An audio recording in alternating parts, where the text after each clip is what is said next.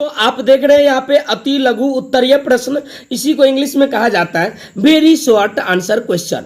पहला है समतल दर्पण पर पड़ने वाली एक ही प्रकाश किरण की कितनी परावर्तित किरणें हो सकती है। आइए इसका आंसर देखते हैं। अनगिनत होगा इसका आंसर। समतल दर्पण पर लंबवत पड़ने वाली किरण किस प्रकार परावर्तित होती है। क्वेश्चन है आपको समतल दर्पण पर लंबवत पड़ने वाली किरण किस प्रकार परावर्तित होती है। आइए इसका आंसर देखते हैं। समतल दर्पण पर लंबवत पड़ने वाली प्रकाशीय किरण परावर्तित जो होती है ना, पुनः उसी माध्यम में यानी पुनः उसी पथ पर परावर्तित होती है। समतल दर्पण पर लंबवत पड़ने वाली प्रकाशीय किरण पुनः उसी पथ पर परावर्तित हो जाती है, यानी ये उसका आंसर हो जाएगा। देखिए क्वेश्चन है 3 नंबर का, समतल दर्पण पर अभिलंब आपतन के लिए परावर्तन कोण का मान कितना होता है। मतलब अभिलंब आपतन के लिए परावर्तन कोण का मान कितना होता है, ये आपको देखना है। 90 डिग्री का होगा, 90 डिग्री परावर्तन कोण का मान हो जाएगा। क्वेश्चन देखिए 4 नंबर का है, प्रकाश के परावर्तन के कितने नियम हैं। प्रकाश के परावर्तन के कितने नियम हैं। देखिए कई बार ये क्वेश्चन पूछा भी गया है। प्रकाश के परावर्तन का मुख्य 2 नियम होता है। समतल दर्पण में वस्तु दूरी और प्रतिबिंब दूरी में क्या संबंध है। समतल दर्पण में वस्तु की दूरी और प्रतिबिंब की दूरी दोनों बराबर होता है, यानी हम कह सकते हैं U बराबर V होता है, यानी वस्तु दूरी और प्रतिबिंब दूरी दोनों आपस में बराबर हो जाएगा। गोलीय दर्पण कितने प्रकार के होते हैं, उनके नाम लिखे। मतलब आपको गोलीय दर्पण का प्रकार लिखना है, मतलब कितने प्रकार है वो लिखना है और उसका नाम भी लिखना है। गोलीय दर्पण मुख्य 2 प्रकार का होता है, एक होता है अवतल दर्पण और दूसरा होता है उत्तल दर्पण। अवतल दर्पण को ही इंग्लिश में कॉनकेव लेंस कहा जाता है। Concave mirror. गोलीय दर्पण मुख्य 2 प्रकार का होता है, एक अवतल दर्पण और दूसरा उत्तल दर्पण। अवतल दर्पण को इंग्लिश में कहा जाता है कॉनकेव मिरर और उत्तल दर्पण को इंग्लिश में कहा जाता है कॉन्वेक्स मिरर। Convex mirror. फिर आगे आइए देखते हैं कौन सा क्वेश्चन है। साथ में था गोलीय दर्पण का मुख्य अक्ष क्या है। देखिए मुख्य अक्ष को ही प्रधान अक्ष भी कहा जाता है, इसी को मेन एक्सिस भी कहा जाता है या प्रिंसिपल एक्सिस भी कहा जाता है। आइए इसको देखते हैं। बड़ी ही सुंदर भाषा में हमने लिखा है, गोलीय दर्पण के ध्रुव एवं वक्रता केंद्र से होकर जाने वाली अक्ष को प्रधान अक्ष या मुख्य अक्ष कहते हैं। मतलब गोलीय दर्पण का ध्रुव एवं वक्रता केंद्र से होकर के जो भी अक्ष जाएगा उसी को कहेंगे क्या, प्रधान अक्ष या तो मुख्य अक्ष। अवतल दर्पण के फोकस की परिभाषा दें। मतलब अवतल दर्पण के फोकस को आपको डिफाइन करना है। आइए देखते हैं। अवतल दर्पण के प्रधान अक्ष के समांतर आने वाली प्रकाशीय किरण दर्पण से परावर्तित होकर प्रधान अक्ष के जिस बिंदु पर मिलती है उसे फोकस कहते हैं। अब देखिए उत्तल दर्पण में का भी यदि फोकस रहता तो यहाँ पे मिलती हुई प्रतीत होती हो जाता, लेकिन ये अवतल दर्पण है तो अवतल दर्पण में मिलती है होना चाहिए। इसे ऐप द्वारा सूचित किया जाता है, यही उसका परिभाषा हो गया। गोलीय दर्पण की फोकस दूरी और उसकी वक्रता त्रिज्या में क्या संबंध है, यानी F और R ये दोनों में क्या रिलेशन है वो आपको देखना है। देखिए गोलीय दर्पण की फोकस दूरी वक्रता त्रिज्या की आधी होती है, यानी हम कह सकते हैं F बराबर R/2। और यही प्रश्न को यदि उल्टा के पूछा जाए कि गोलीय दर्पण की वक्रता त्रिज्या फोकस दूरी की क्या होती है, तो हम कहेंगे R बराबर 2F, यानी गोलीय दर्पण की वक्रता त्रिज्या फोकस दूरी की 2 गुनी होती है। एक दर्पण का नाम बताइए जो किसी वस्तु का सीधा और आवर्धित प्रतिबिंब दे सके। सीधा मतलब तो आभासी बनेगा, आवर्धित कहने का मतलब हुआ बहुत बड़ा प्रतिबिंब। तो ऐसा अब कौन सा दर्पण है जिसमें किसी वस्तु का प्रतिबिंब जो है ना सीधा और आवर्धित बनता है। आइए देखते हैं।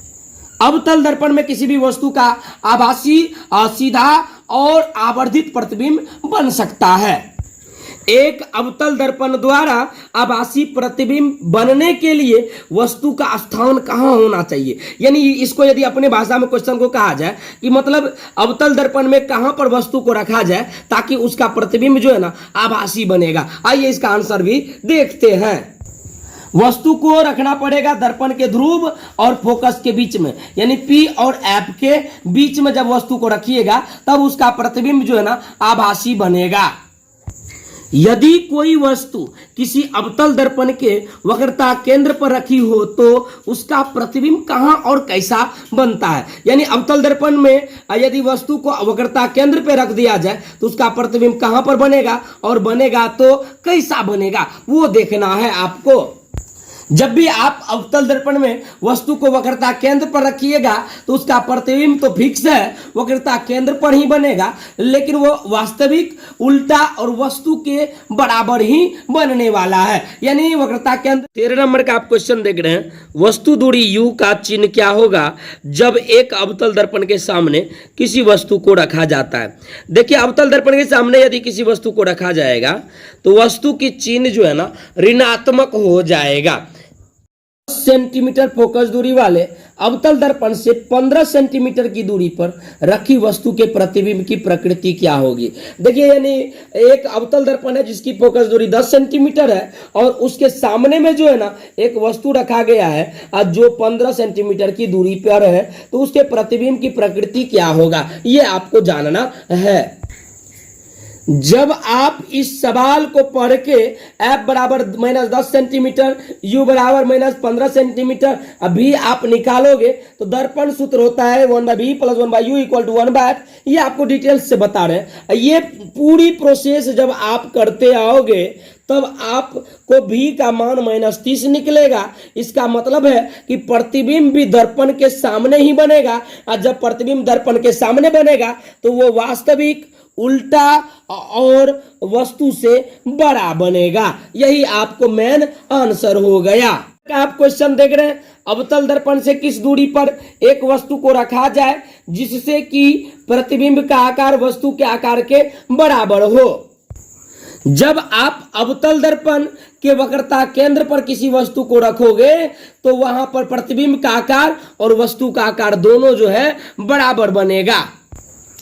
किस गोलीय दर्पण में केवल काल्पनिक प्रतिबिंब बनता है। देखिए काल्पनिक का मतलब हुआ आभासी, यानी किस दर्पण में जो है ना केवल आभासी प्रतिबिंब बनता है। इसका आंसर आपको देना पड़ेगा और ये VVI क्वेश्चन भी है, ये क्वेश्चन कई बार पूछा भी गया है।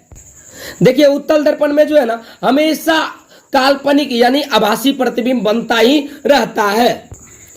क्या एक उत्तल दर्पण किसी वस्तु का वास्तविक प्रतिबिंब बना सकता है? मतलब क्या आप जिस दर्पण के बारे में आप जान रहे हो कि केवल वो आभासी प्रतिबिंब बनाता है, अभी तुरंत हमने चर्चा किया 16 नंबर में, क्या उसमें वास्तविक बनेगा? आप भी सोचो यार। सत्र का आंसर होगा नहीं। कभी भी उत्तल दर्पण में वास्तविक प्रतिबिंब बन ही नहीं सकता है। आप 18 नंबर का क्वेश्चन देख रहे हैं। एक दर्पण की फोकस दूरी F बराबर -15 सेंटीमीटर है, यानी फोकस दूरी ऋणात्मक है। यह अवतल दर्पण है या अवतल दर्पण। देखिए अवतल दर्पण की जो है ना फोकस दूरी ऋणात्मक होती है, यानी ये दर्पण जो है ना अवतल ही होगा। आप 19 नंबर का क्वेश्चन देखिए। गोलीय दर्पण के आवर्धन की परिभाषा दे। आइए आवर्धन की परिभाषा देखते हैं। प्रतिबिंब की ऊंचाई एवं वस्तु की ऊंचाई के अनुपात को आवर्धन कहते हैं। इसे m द्वारा डिनोट किया जाता है, यानी सूचित किया जाता है। आवर्धन को m के द्वारा सूचित किया जाता है और m का सूत्र होता है HI/HO, यानी हाइट ऑफ इमेज बटा हाइट ऑफ ऑब्जेक्ट। प्रतिबिंब की ऊंचाई बटा वस्तु की ऊंचाई, इसका कोई भी मात्रक नहीं होता है। कई बार क्वेश्चन में पूछा भी जाता है कि आवर्धन का मात्रक क्या होता है, तो आप कहिएगा कोई भी नहीं, यानी आवर्धन मात्रकहीन होता है। आवर्धन m का ऋणात्मक मान क्या बताता है? मतलब जब आवर्धन का मान ऋणात्मक होता है तब उसका अर्थ क्या होता है, आइए वो जानते हैं। देखिए ये क्वेश्चन कई बार पूछा भी गया है एग्जाम में। जब भी आवर्धन का मान ऋणात्मक होगा ना भाई साहब, आप समझ जाना वास्तविक प्रतिबिंब और उल्टा प्रतिबिंब बनेगा, यानी वस्तु का प्रतिबिंब वास्तविक और उल्टा बन रहा है, इसलिए उसका आवर्धन ऋणात्मक हो रहा है। यदि यहाँ पे धनात्मक की बात रहती तो प्रतिबिंब आभासी और सीधा ही बनता। आप 21 नंबर का क्वेश्चन देख रहे हैं। एक गोलीय दर्पण की वक्रता त्रिज्या 20 सेंटीमीटर है, इसकी फोकस दूरी कितनी होगी ये आपको निकालना पड़ेगा। वक्रता त्रिज्या जब 20 सेंटीमीटर है तो इसका मतलब r बराबर 20 सेंटीमीटर, तो f का सूत्र होता है r/2, f बराबर r/2, तो r का मान 20 है तो 20 में 2 से भागा दीजिएगा, 10 दूनी 20, यानी फोकस दूरी क्या हो जाएगा 10 सेंटीमीटर। वक्रता त्रिज्या 20 है तो उसका आधा कर देंगे, फोकस दूरी निकल जाएगा। उत्तल दर्पण के एक उपयोग लिखे, उत्तल दर्पण का एक उपयोग लिखना है। तो चलिए देखते हैं। गाड़ी के साइड मिरर के रूप में जो है ना उत्तल दर्पण का उपयोग किया जाता है, इसी का उपयोग पश्च दृश्य दर्पण के रूप में भी किया जाता है। लॉन्ग क्वेश्चन 2 नंबर पूछता भी है, शॉर्ट क्वेश्चन कि उत्तल दर्पण का उपयोग साइड मिरर के रूप में क्यों किया जाता है, तो उसका आंसर अगले वीडियो में जानेंगे। कह रहा है यहाँ पे उस उत्तल दर्पण की फोकस दूरी ज्ञात करें जिसकी वक्रता त्रिज्या 32 सेंटीमीटर। देखिए आप लोग भी समझदार है, यहाँ पे फोकस दूरी निकालना है। अब वक्रता त्रिज्या आपको दे है 32, तो फोकस दूरी वक्रता त्रिज्या की आधी होती है, तो 32 जब वक्रता त्रिज्या है तो फोकस दूरी इसकी आधी होगी, तो 32 का आधा कितना होगा 16 सेंटीमीटर। वैसे हम बनाए भी है, इसको देख लीजिए, आप देख लीजिए। r बराबर हमने 32 सेंटीमीटर लिखा, f बराबर r/2, अब 32 में 2 से भागा दिए, 16 दूनी 32 हो गया।